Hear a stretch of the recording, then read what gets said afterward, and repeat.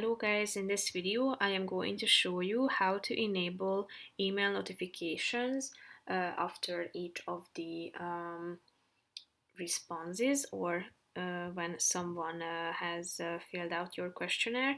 But first I just want to mention, don't forget to subscribe to my channel because at 10,000 subscribers I am going to show you my whole YouTube revenue statistics and growth strategy, how to make money online. Now let's jump into it.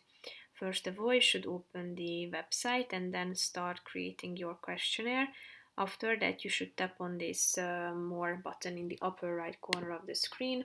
Then tap on settings, which is the second option. Scroll down and tap on this get email notification of each response. So tap on it, and until the check mark icon appears in it, it means that it has been saved as it is set at the top of the screen. So you will receive an email notification of each of the responses. So basically that's it for this video guys. See you in the next one. Bye bye.